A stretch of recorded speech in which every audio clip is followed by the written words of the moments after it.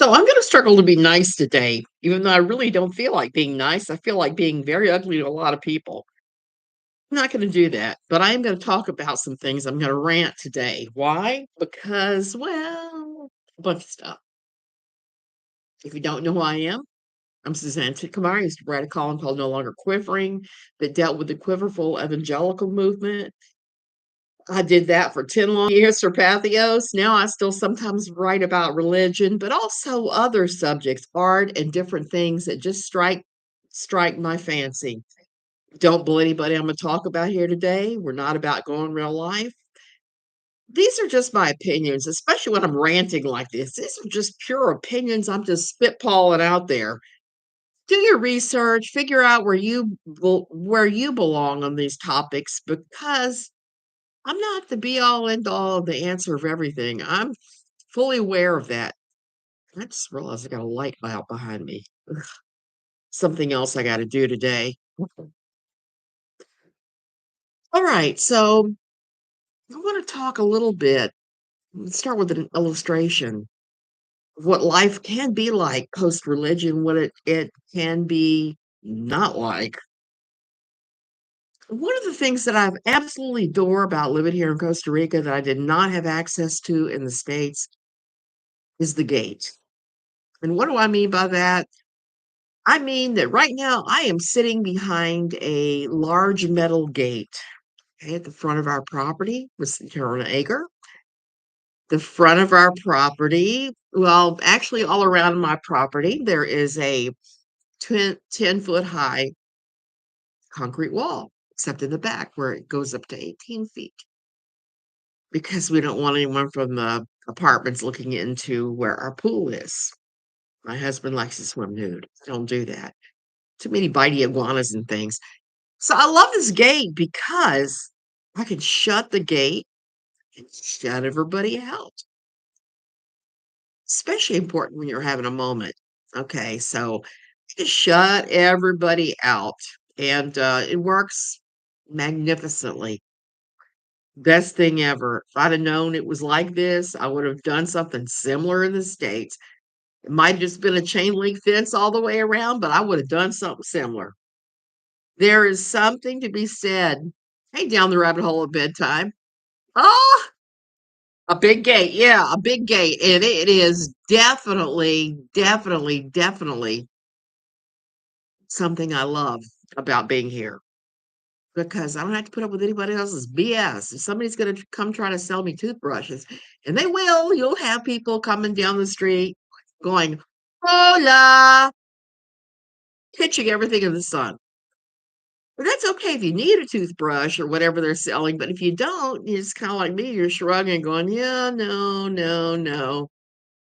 And you had to put up with me a little bit today because I got shingles, so I can't wear a bra, I can barely wear clothing. Ah! So, I'm itchy and witchy today as well, and just rubbing this crap all over my body and taking my, antiretrovirals. Uh It is what it is. I've had them a lot in the past. Then I got the shingles shot, you know, the one I'm talking about. You know what happened? I ended up in the hospital. I had an anaphylactic reaction to the vaccines. I never finished the series. That was like 10 years ago, and now I can't be vaccinated for it. But I hadn't had it in so long that I was thinking that I'd gotten some kind of immunity. So, it is what it is, and I definitely ran my body down on vacation, doing things I normally don't do, and not eating fruits and vegetables, not getting the amount of sleep I usually get here. So, I'm paying the price now in shingles all over the place, so it is what it is, and if I seem a little extra bitchy, I want you to know why. Well, last night this is something I've been thinking about talking about for a long time. First, let me start by saying, as many of you know, I no longer talk about Katie Joy Paulson anymore because I was asked not to by the Central American FBI office while they're investigating all the death threats I got. So I try not to talk about her ever, ever, ever. Oh, Mrs. H, I'm sorry. Sorry you had shingles. And it's kind of funny because now that I have nerve pain, the shingles are kinda not quite as bad as they used to be for me because I'm used to having pain every day. Um, so I wanna talk about Katie Joy. I do wanna say that any of Katie Joy's watchers, listeners that come in here, and there are a fair amount, I know there are, please, for the love of God, all of you, knock it off. Leave Nikki alone. Leave with down the rabbit hole of bedtime, Katie alone. Leave them alone. They haven't done anything to your girl. Just leave them alone. That's what I want to start with today because I just watched Nikki's last night, her live about everything that was going on and all the lies that were told, spilling from the mouth of somebody. So I just have to say they've done nothing to her. And it looked like she was sending out the bat signal for them to be more harassed. Yeah, 100% behind you. That's exactly how I feel about it. We're 100% behind you down the rabbit hole at bedtime. Here's something I said on Nikki's stream that I wanna the comments that I wanna iterate, okay? Not everybody in the community doesn't have the money to sue her. There are some that do. Not naming anybody, but I'm gonna say there are some out there that have deeper pockets than you would ever imagine. And if they get fed up enough with this person, I would not be surprised if we wouldn't see a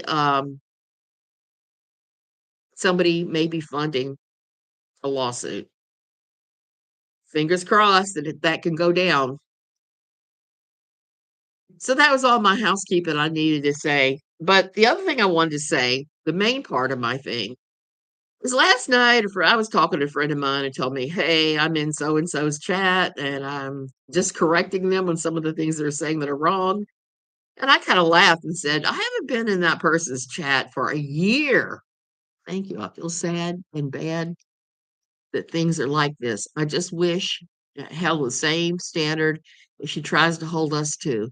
It's been so sad to watch it all. It is, and it's frustrating, and it's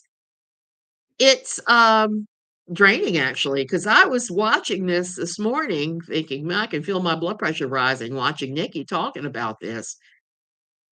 And talking about all the things that were said and done to you, to Nikki, to so many of us, all the death threats, all the stupidity, all the threats, I'm gonna go get you fired." All of that is just ridiculous and silly, which kinda goes into what I'm talking about now because last night my friend was telling me, "I'm in this community, I'm watching them for the first time in 6 months." Well, it was at least 6 months since I've been looked at anything in that community after I, um, said what I had to say about, uh, Vada Jade's artwork.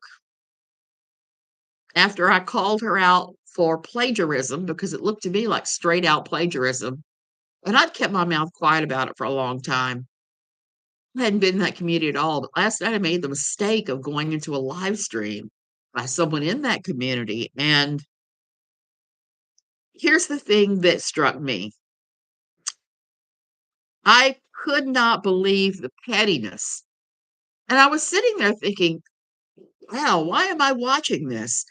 These people are stealing my peace, my joy, my love. They're just making me wanna fight and do stupid stuff again." So after about 10 minutes, I just very quietly showed myself out.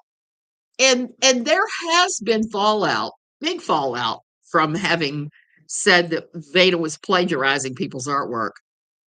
I've seen people that I've known forever on Twitter, who I've been friends with, who I've listened to endlessly, supported when no one else supported them, that have all very quietly turned their back on me. And so, they always say you can tell who your real friends are when the road gets rough. Yep, you sure can. So it's been an eye-opening experience, but it hasn't been a painful one. The last time I went through a community that did this sort of thing, it was my old church community. That's okay. Katie, that's really okay. It really is okay. I don't want people around me that will so willingly believe the lies of others about me. I just don't want it.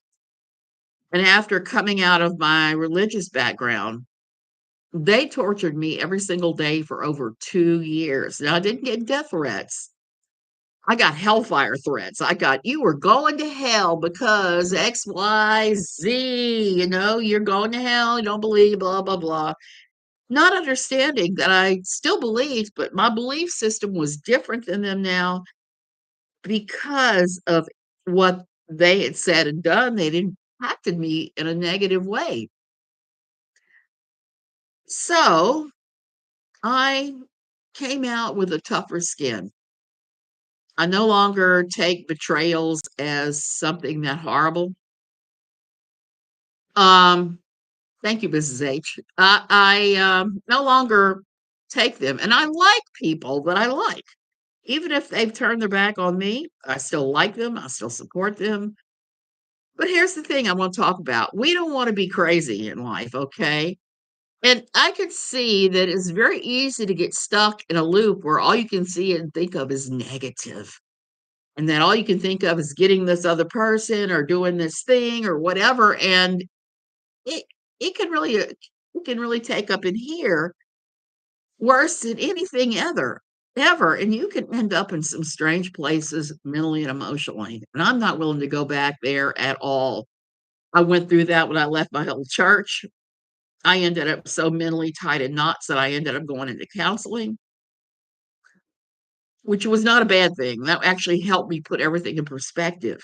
And like a couple of weeks ago when I was home and I talked to my friend Joan, who had all his problems with being told to smile or she was being tossed from the church.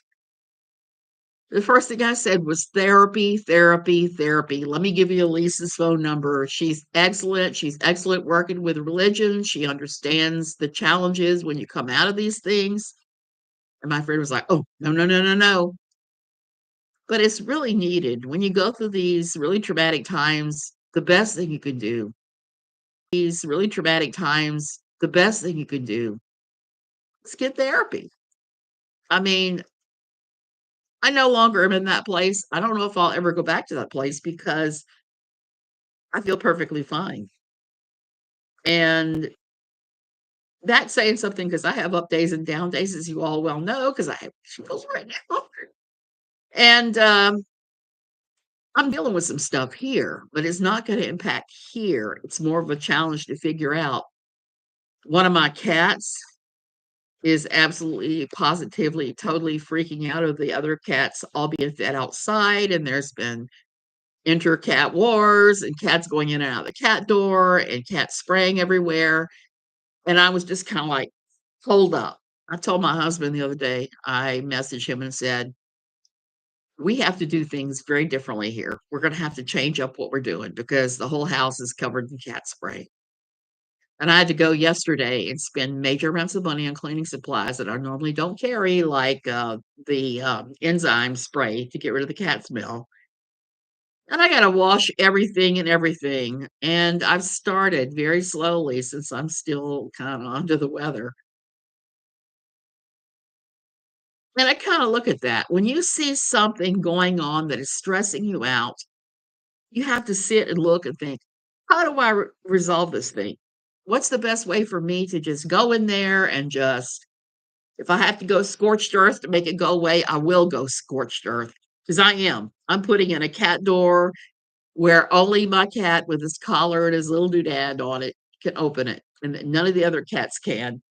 Told my husband he needs to move the cat feeding station away from the house and that we're not getting any more cats. I love cats, but I don't love this.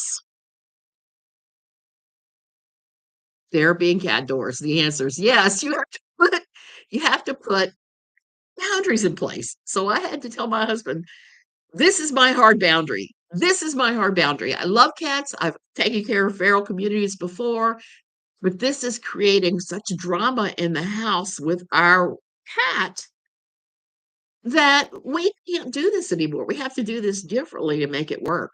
If not, we're just going to have to cut it off. I know you won't like that, but that's kind of how it has to be. And just go from there. I mean, that's really all the best we can do, but I don't wanna get sucked down into one of these loops, like, in certain parts of the anti community, not the entire anti community, where you're caught in these repetitive thought patterns and you're thinking enemy, enemy, fight, blah, blah, blah. Life is too short for that. You never know. You may be here one day and gone the next for everything you know. I told the story the other day of being called the dirty hippie on the, plane, myself and a guy who kinda looked like a dirty hippie if you were gonna, s if you were gonna label somebody that, and about the lady and how twee and special she was acting, and it was just like, "Oh my goodness." That's when you start having when you have those kinda thought processes in your life, something ain't right there, and you need to deal with it. Therapy, therapy, therapy. Or at the very least, oh my goodness, at least stop and think about what you're doing. That goes a long way. Okay, you guys, I'm gonna go. I'm running out of oxygen. It's been 15 minutes, and I shouldn't have brought him here. I have the most beautiful things for my bathroom. I bought all new bathroom everything when I was in the States, and I'm getting ready to redo my bathroom. All birds. Love you guys. Have a great weekend.